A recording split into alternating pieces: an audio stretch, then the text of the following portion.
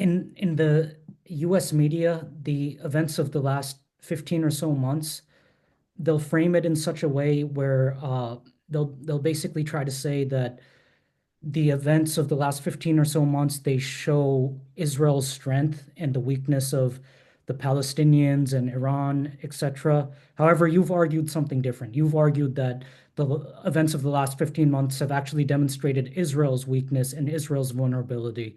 Could you explain that to our audience members? Why you say that? I'll take this even much further and say that this has been a catastrophe for the collective West. Israel has destroyed the West in the eyes of the rest of the world because the West has been supporting the Holocaust. This is not just Netanyahu's Holocaust, it is the Holocaust of the collective West.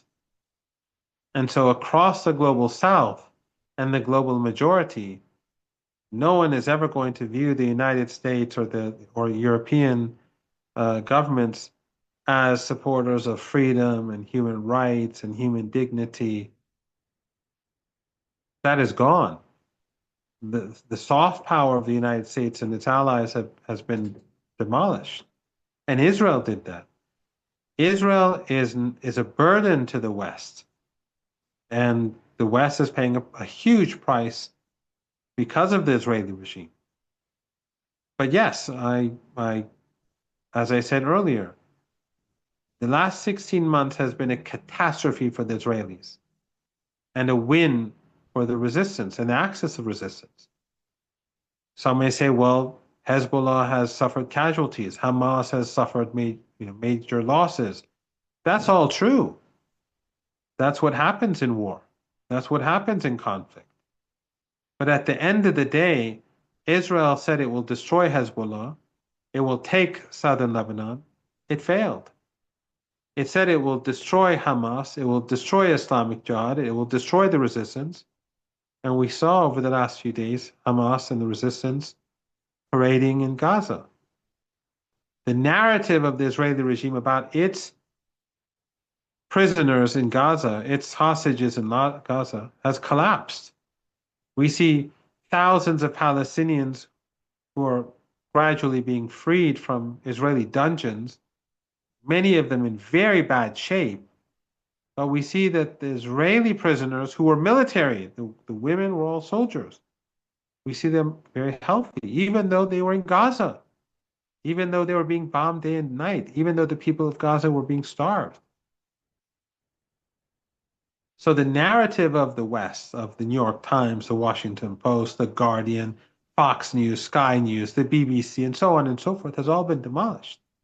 And remember, the Western media does not have the influence that it had before across the rest of the world.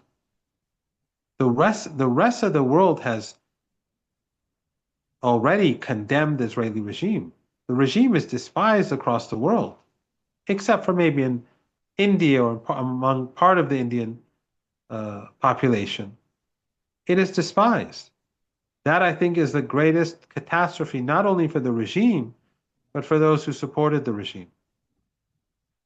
So in future, the West can no longer speak about human rights in China or in Russia or even North Korea. What can they say after what they've done to Gaza?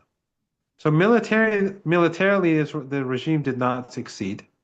Again, the only exception is in Syria, but I think in the long run, actually, the fall of Syria is going to be worse for Israel, the allies of the United States, than for Iran.